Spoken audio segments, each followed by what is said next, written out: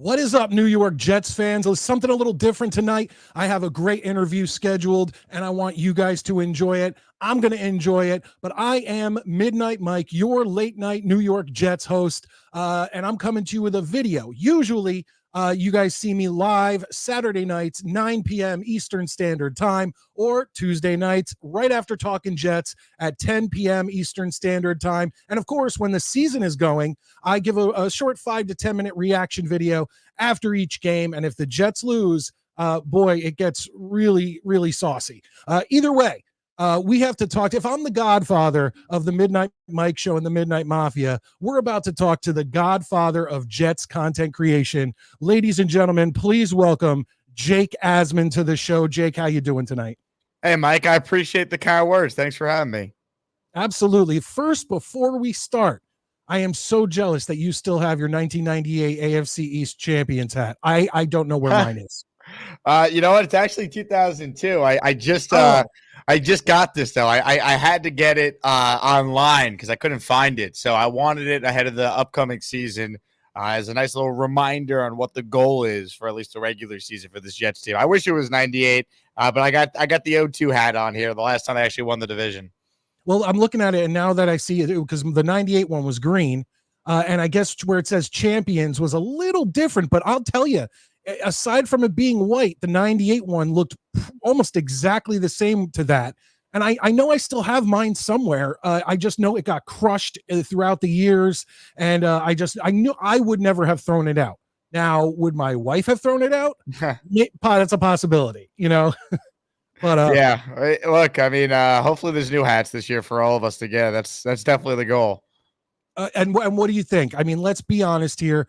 The New York Jets, I mean, without a doubt, they just took the lead in the betting odds to win the AFC East. I thought this before, when the season ended. I thought once Joe Douglas shored up the three things we found out, and I said this before, I think that Aaron Rodgers going down was, if you were to find a silver lining, that silver lining is it exposed everything that we really needed: an offensive line, a backup quarterback, and a really good wide receiver too. And once he filled those up, I had the Jets at AFC East champions. I agree. Look, I mean, last year was a nightmare, as we all know, but I mean, it'd be tough to really complain about what they've done this offseason. I mean, you nailed it. O-line, backup quarterback, number 2 receiver. They checked off all those boxes. And they go into this game next week against San Fran as healthy as a Jet team has been in a while. So knock on wood that nothing happens between now and this game next week. But at the end of the day, if you tell me Aaron Rodgers is out there for the vast majority of the games, I think they're the most talented team in the division. And if not now, then when? Like, this is the chance for the Jets to win this division for the first time since 2002, as my hat's a reminder of. Yeah, I've been a Jets fan for about, I always round it, I just say 40 years. And in those 40 years, there have only been about 5 seasons where there was legitimate hope that the New York Jets could make it to the AFC Championship or the Super Bowl. And I always put that at like 86, 87, like that season, at 98 into 99, more 99, 9 and 10. That's about it. So I tell you and every other Jets fan out there, we all just have to really enjoy this every minute until we know we are mathematically eliminated or we are eliminated from the playoffs or whatever the case may be. We really have to enjoy this season. Yeah, absolutely. I mean, this is the most talented team they've had since 2010, 98, like any of those 2000 teams. I mean, they're stacked. You really just look at the roster, remove Jets from the helmet, and tell me they're not one of the three most talented teams in the NFL. There's an argument to be made they're actually number 1, depending on what version of Aaron Rodgers' team is getting. So I'm with you. Let's try and enjoy it. It could all be over quick, as we learned last year, but at least going into this year, I think you got to feel really good about this team. Jake, now I want to talk to you about the Jets. Obviously, I have a few more Jets questions, but I have just as many questions about your show and the different like rogues cat gallery of people that you have calling into your show, because it is, I say, and look, I don't want to insult people, but it's almost like how interesting Howard Stern's Whack Packers were. These people, I mean, I'm not saying they're like those, but what I'm saying is they all call in and they all have a character. They all have a backstory. And then between you and Gator with the videos and everything, it blows these characters up into, let's say, mythical proportions. So first, my first question is: there's one guy who calls in. He's clearly a Jets fan. He clearly has good intentions, but is there someone who aggravates you more than Gary? Well, first off, yeah, thanks for the kind words about the callers. I always say, they make the show. That's where we got like the Asmaniac nickname for the listeners, the callers who are such a big part of the show, and it's fun. Anyone could give Jets opinions or could come on and give a take on the Jets signing Mike Williams being a good move. I think what separates the show is that it's a show, right? And the callers, some of which you mentioned, are such a big part of it. So thanks for that. As far as Gary goes, I mean, I love the guy personally. I actually met him in person. He came to the event I did on Long Island back in June, a few months back. But man, his takes are horrendous 99% of the time. It's just like he goes out of his way to try to come up with an opinion that he knows will piss off 99% of the people that are watching the show. He's very good at it. I think deep down, he knows how ridiculous he is, but he'll never admit that. Yeah, well, the thing with him is that there's guys that you'll read a comment and immediately, boom, you'll send them to the shadow realm, you'll send them to Stupid Town, all that stuff. But Gary, you constantly let on the show, and then I feel like him more than any other caller, you eventually end up saying, you know what, Gary, I can't deal with this today, and he gets cut off. You're like, I just can't today. Yeah.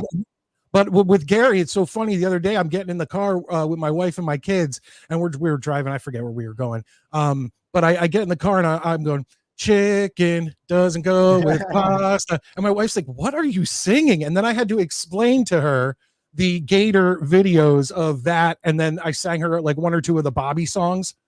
And like Gator does a great job. And you hit those drops perfectly for these guys. So kudos to you. Thank you. Yeah, I'm glad you bring up Gator. I mean, he's such a big part of the show and the different animations and stuff we do for some of the the Whack Pack-esque Asmaniac callers that call in. So, I mean, my big thing is I just want people to have a good time when they watch the show, right? I want that unpredictability-ness that is a part of it. You never know if there's going to be a new intro or outro for a caller, if we have a clip queued up that we're going to play and surprise someone with.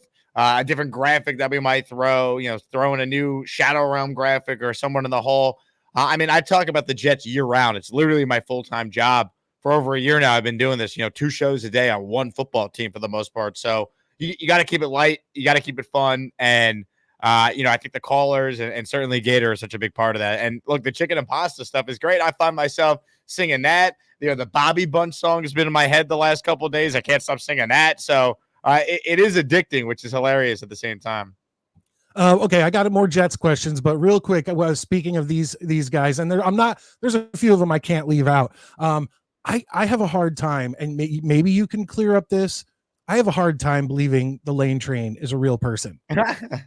I do. Some of the stuff he comes out with. Now, once again, he was responsible for probably one of the biggest trolls of like Jets media, the Knoble thing of all time. Mm-hmm. I mean, you had Bobby and other people calling into the Fan and calling into other places and asking about Knoble, and you have people wearing jerseys, actually getting Knoble jerseys made and going to training camp and all this stuff, and it blew up into this thing.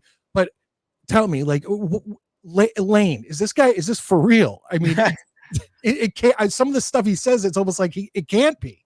I know. Look, Lane is one of one, man. The Lane Train, Lane Kerner. When he first called in, I mean, his first call, if you remember, was so legendary. After one of the Jet games, he called into a post-game show where the title is literally like Jets defeat the Commanders with whatever the score was. And he's calling in asking if I saw the game. And I'm just like, this can't be real. And sure enough, it kind of just took off from there. So, I mean, he's the best. The Knoble saga was such a big part of the offseason conversation on the show. So he made that, and to think it turned into people at the draft having Knoble signs, wearing Knoble jerseys, people that I respected in my business getting pranked on the Fan or ESPN New York. That was unbelievable, man. So shout out to the Lane Train for all the laughs he's provided the Asmaniacs. Yeah, definitely. Okay, so I know pretty much everyone watching my show is going to know who Jake Asman is.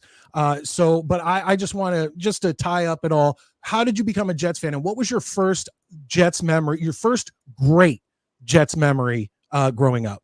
Oh, it's a great question. So I became a Jets fan because my dad was a big Jets fan. I just remember as a kid, he would always be watching the games on Sunday, and I didn't know anything about football. I just remember him screaming and yelling while watching the game, like just getting animated in the living room watching the game. And I would kind of like pop in, sit in the couch, and I would see, like the early 2000 teams, but really not have a great idea what was going on, but kind of know it was happening.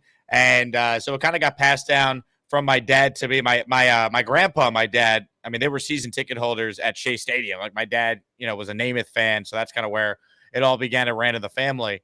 But I'm trying to think what my earliest like positive Yeah, memory would it's be. easy to remember bad things, like Yeah, the like good things. like I remember like the Doug Bryant game in '04 and just how angry my dad was that day. I vividly remember that. And like I was like upset too, but I was still kind of young, so it was like trying to understand it. But it had to have been something during that '04 season. Like I remember Curtis Martin just had a phenomenal season that year, so it had to have been something with Martin. Probably like a big game he had. I couldn't remember the game. I just remember watching like 28 Curtis Martin led the NFL in rushing that year. That was kind of like my first like indoctrination, into Jets football. There's like other memories here or there too, but as far as like actually sitting down on the couch and like understanding what was happening, I think it probably starts around then. So this season, obviously, I know you've said it on your show before, but has anything? What is your projection for this season? How many wins will the Jets have? I have them going 12-5. 12 wins, winning the AFC East for the first time since 2002. This was my prediction last year, so we're basically just kind of springing it forward. But knowing what we know now on some of the things you kind of alluded to, how even if Aaron stayed healthy, to me they were a playoff team last year. I don't know if they were that Super Bowl team we all thought, but with the moves they made to revamp the O line, adding a Mike Williams, a legit backup if God forbid Aaron Rodgers has to miss some time. I do think with this defense, with Brees not on a pitch count, with Garrett now in his third year, like they should be able to win 11 or 12 games and win this division. I think what helps the Jets, I don't think Buffalo's gotten better this year. I don't think No. Miami has gotten better. If anything, they stayed around the same. If the Jets had done nothing, Mike, other than, hey, they had Aaron Rodgers back, I think that's a huge difference from a 7-win team to at least a 10-win team. Now you factor in some of the other moves they made, some breaks, I think, with the schedule. When you really look at it, 4 of your 6 primetime games are at home. Winnable games early on against Will Levis, Jacoby Brissett, Sam Darnold, Bo Nix. Like, I think they'll start fast, build some confidence, and I think they're good. I really think this is a good football team. So I know people are going to hear 12-5 and go, "What? The Jets? No way!" But I think it goes back to the fact you got to just remove Jets from the logo, from the helmet, and just look at the talent. The talent to me is an 11 or 12-win team. So I'm going to say 12 wins. I actually agree with you, and I'll even go further because sometimes on my show, a lot of people will come in saying 13 wins, and I don't even see that out of the realm of possibility when you look at the team on paper. You said it best. You take away the Jets logo, you put a San Francisco logo with that roster. You put a Dallas Cowboy with that roster. Those teams, those fans would think 12 wins, 13 wins, division champions.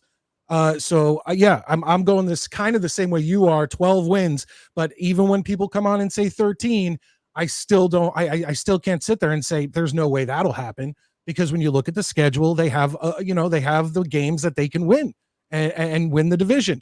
But once again, I'm a Jets fan for so long that you keep saying these things and you just wait for that hammer to drop. Oh yeah. Oh yeah. I mean, look, obviously, if you lose your Hall of Fame quarterback in the 4th play of the season again, like it doesn't matter who your backup is, it's going to be a tough one. But what I like about this team is they're equipped to handle some injuries, right? They can't have everyone get hurt, but if they lose a lineman, you're talking about Tyron Smith going down. You have Olu Fashanu backing him up. Your O line has way more depth now than it did a year ago. A lot of the guys who are backups had now starting experience after last year. You look at defensively, the staple of pass rushers they have, the depth they have in the secondary. Obviously, Tyrod, is able to come in and win you some games. If he had to play 3 or 4 games, you're not screwed like you were last year at the quarterback spot. So I just think they're better equipped to handle some adversity than they were a year ago. And that should help them, because as optimistic as we all are, there's going to be a moment where this team's going to get punched in the mouth, and how do they respond? And hopefully the hell we went through last year helps this team kind of recognize that they've been through it and they could bounce back because of what happened last year. Yeah, I mean, for me personally, this season, I don't think I've had this high of hopes for a Jets team, and I don't think we've seen this good of a Jets team since the team that went into '99. Because because in '98 we all saw the Jets go to the AFC Championship game, and then going into '99, it was projected like most people when you watched Sports Center or anything back in the '90s. We're projecting the Jets to go to the Super Bowl. Elway had retired. That was the team that they had lost to. I honestly thought '99 was going to be that year. Wait, am I off on Elway by 1 year? I might be off on Elway by 1 year. But regardless, the Jets were picked to go to the Super Bowl in 1999, and we all know what happened with Vinny Testaverde. Now, the only thing different between this team and that team is that team already proved it. This team lost Rodgers and went, only got 7 wins, but my excitement cannot be matched right now to anything in my 40-year fandom of the Jets than other than that '99 season. More than 9, more than 10. I mean, it's been since '99 that I have felt like this. So I'm just praying that the Jets don't let everybody down. No doubt. Well, they got the quarterback, right? That's the thing. Like Vinny in '98 had the best season a Jet quarterbacks maybe ever had.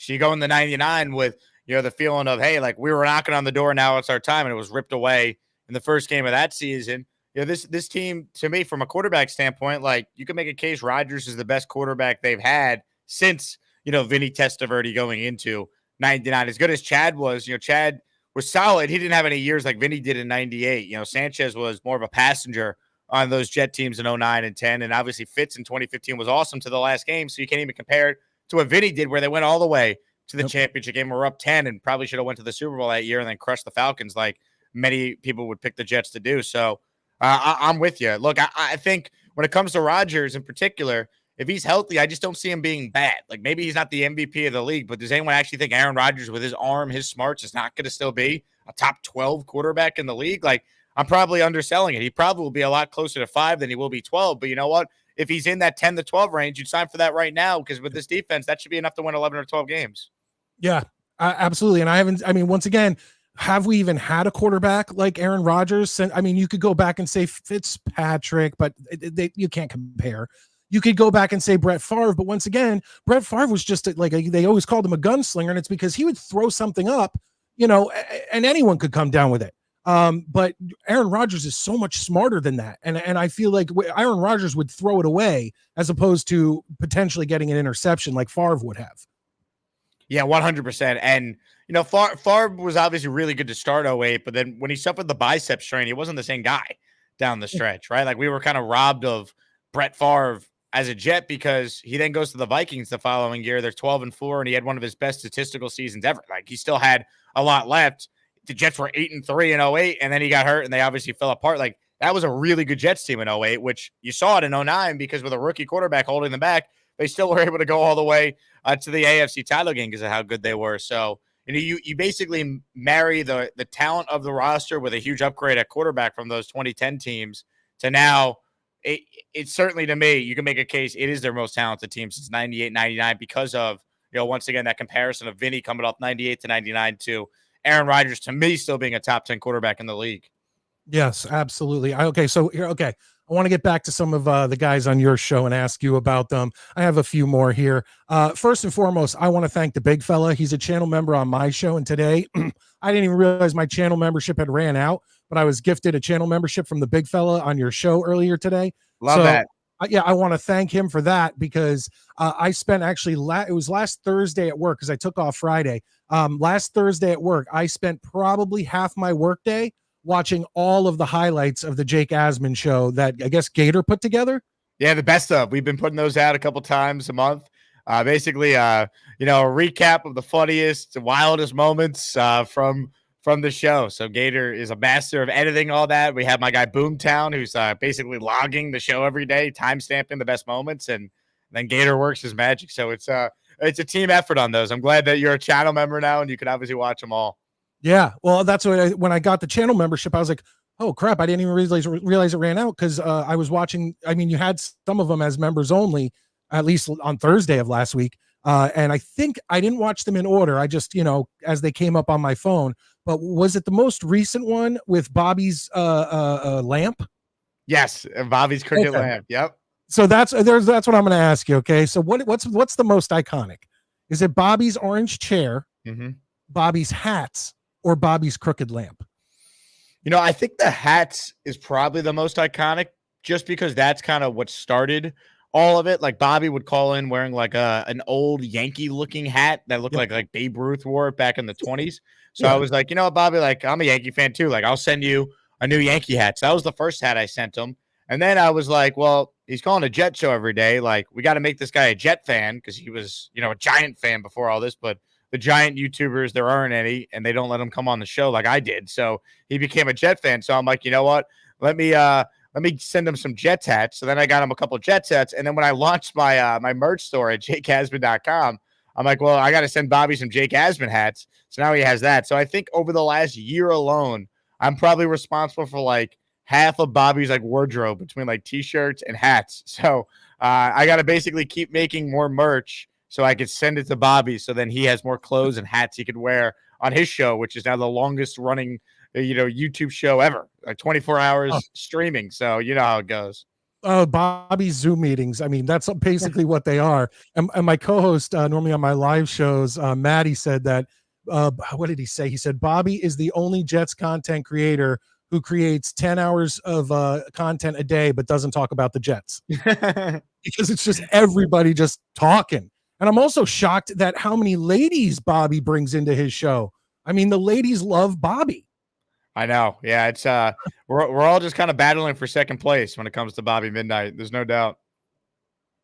What I want to do is another thing I want to thank you for is you did bring this up on your show when I originally created it, because Bobby started calling into my show, and I know, and then I saw, and I of course I saw him on your show all the time, and I'm thinking, man, he talks about the same thing every single time he comes on the show, and it made me create this, which is the Bobby Bingo card. And you brought it up on your show, which I really appreciate, and your name is on there. He always brings you up. And if you actually look on there, most of those things, if you give Bobby enough time, if you give him 2 to 3 minutes, you're going to get a line on that.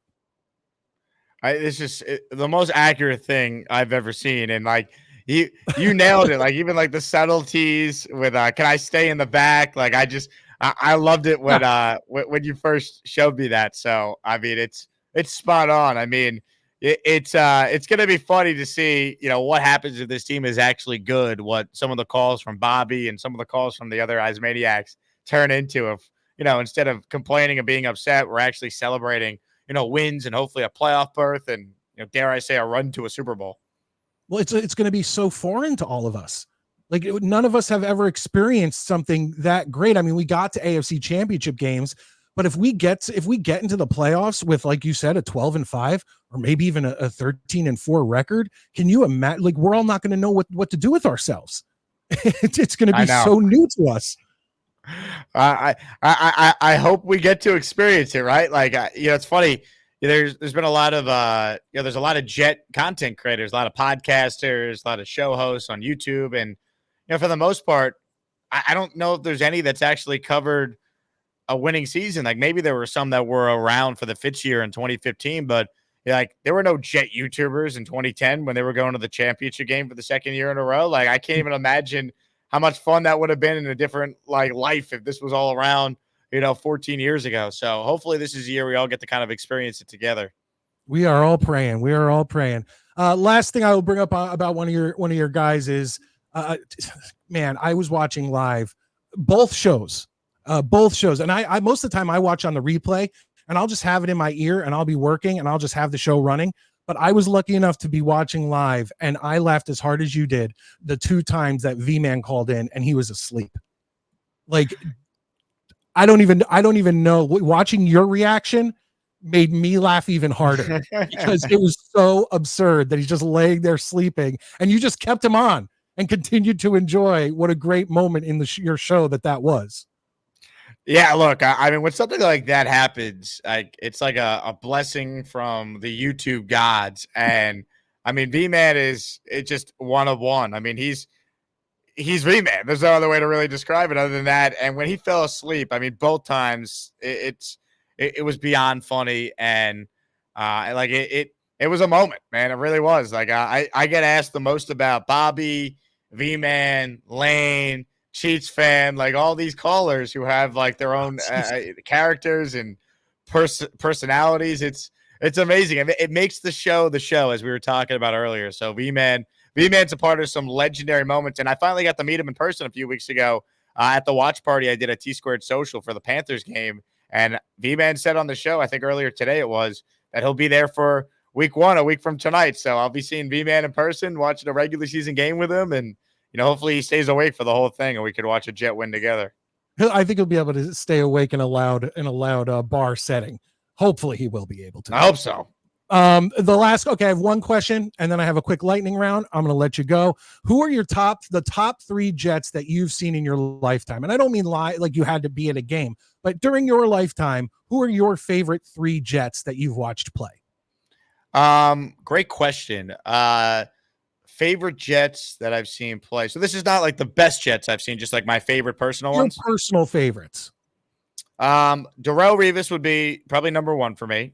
It was just nice to take pride in the fact that like the Jets had the best of the best, right? Like we had the guy. Like when you talk about the best players in the NFL, like Darrelle Revis was always in the conversation, and we don't have too many players like that in the Jets history. So Revis was always my guy. So he's certainly on the list. I absolutely loved Jericho Cotchery. That was like just the ultimate pro, a gamer, clutch, gritty, you name it. Jericho Cotchery was phenomenal. I would put him on my list.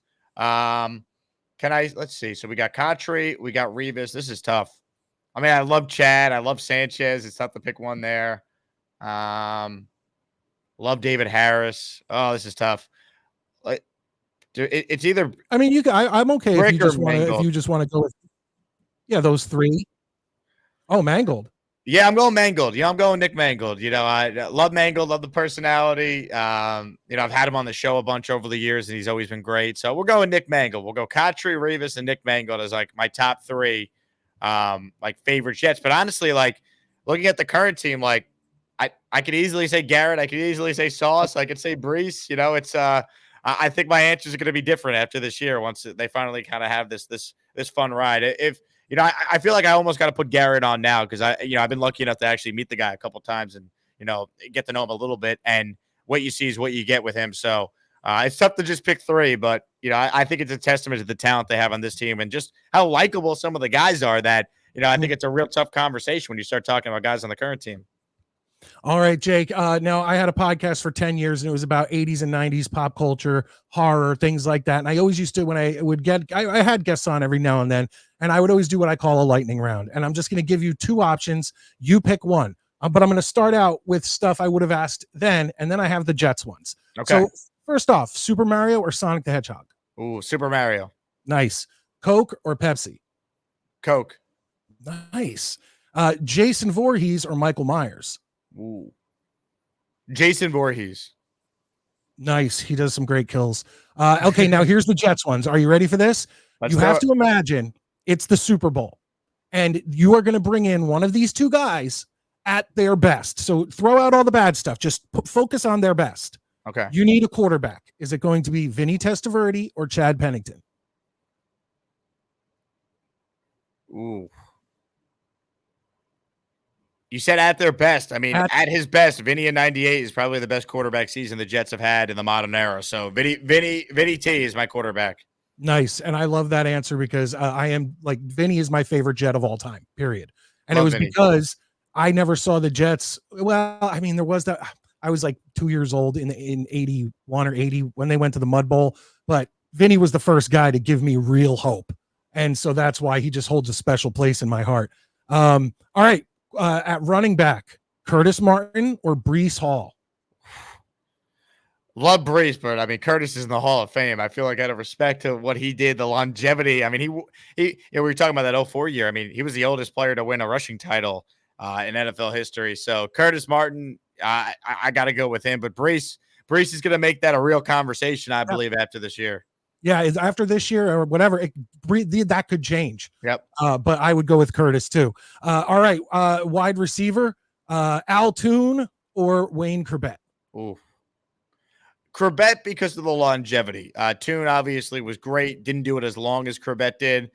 Also, like the Corbett story is so cool, right? I mean, from Jersey, plays at Hofstra, UDFA, makes the team. I mean, it's like a movie script. So I'm going Wayne Corbett.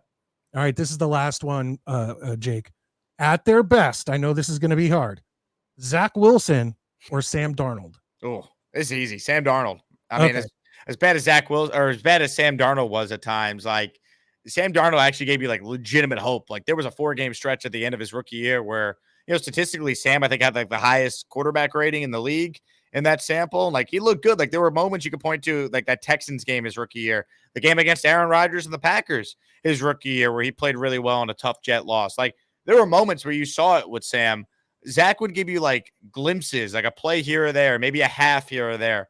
Sam actually would give you some games, and like we just never saw that really consistently with Zach. So look, I don't think Sam's a great quarterback either. I think he's probably a backup, but Sam's like a backup. I think Zach Wilson's like a third stringer. I think that's the difference. I just thought of one more, and I have to ask it because I haven't had this on my list, and now I'm going to ask everyone this also.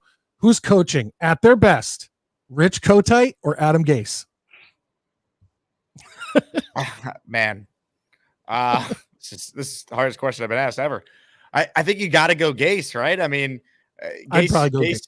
Gase won 7 games his first year. I know it was kind of fake with like some of the quality or the wins they had, like down the stretch that first year. They beat like bad teams with backups, but I mean, they were 7-9. Like the one thing about Gase that he did do well, like they usually would score at least a field goal on their opening drive. Like they would at least do that.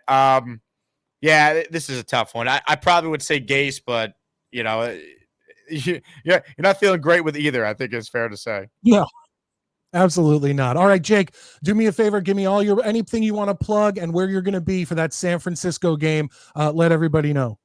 Yeah, thanks for having me, Mike. T Squared Social. I'm hosting a watch party in Midtown Manhattan for any Jet fan that wants to attend. We're going to have the game on every single TV. The speakers are going to be blasting the game. It's a phenomenal sports bar. It is huge venue, great food. We're going to have Asmaniac themed drink specials. There's going to be a bazillion Jet chants throughout the night. We got a couple hundred people that are RSVP'd and set to join. So if you want to attend, just look on my Twitter, my Instagram, YouTube community posts, the YouTube comment section. You'll see a link to RSVP, and it's a free event, week 1 watch party, 1 week from tonight, and then we're doing it for week 2 as well. So that's a Sunday 1:00 game against the Titans. So 2 watch parties for the Jets' first 2 games, and hopefully a bunch of your listeners, a bunch of Jet fans will make it out because we're going to have a great time. Lastly, I'm very excited about you having 2 guys on your show every week who I love during the football season, Joe Beningo and Fireman Ed. I can't wait. Yeah, Joe B is on Monday mornings. I mean, you imagine Joe B after, I hope a lot of great wins, but there's going to be a brutal Jet loss that Joe, hearing from him, is going to be therapeutic. So pumped for that. And then, I mean, Fireman Ed Fridays to hype us up and get us ready for a Jet game over the weekend. I mean, I'm pumped, man. So I'm a fan like you are, Mike. So I can't wait. Those are 2 of my guys right there. So I'm beyond excited for Joe Beningo is like the voice of the Jets. Like I just grew up always turning on the radio before or after a game or whenever and listening to Joe. Yep. And that's what I kind of wanted to create with having him on in that Monday morning spot, kind of set the tone for the week. Like you want to hear from Joe. We watched the game Sunday. Monday, we're still thinking about the game. We want to hear from Joe, and I want him on first before anyone gets to hear him. So Mondays at 10 a.m., I feel like it's the perfect time to get him on the show. Ladies and gentlemen, the Jake Asman Show, 2 times a day during the week, sometimes on the weekends. Thank you so much, Jake. Hopefully we can talk again. Mike, I'm glad we finally made this work. I know we were planning it for a while. So, thank you so much for having me, man. Thanks for being a fan of the show. And I wish you the best of luck with your show. Love the setup. Great questions. And happy to come back on anytime. Thanks for having me. Thank you, Jake. All right. Ladies and gentlemen, if you are new to this channel and you watched for the interview for free, you could just hit that like button. For free, you can hit that subscribe button. And if you could, a great thing would be to join, do a channel membership or comment down below this video. Tell us your favorite Jets that you've watched in your lifetime. Tell us your favorite Jake Asman, Asmaniacs, all that stuff. I want to know down below. I will respond to every comment. That is it here from the Long Island Sound. I am Midnight Mike, and I am your late night New York Jets host, and I can't wait to see you next time.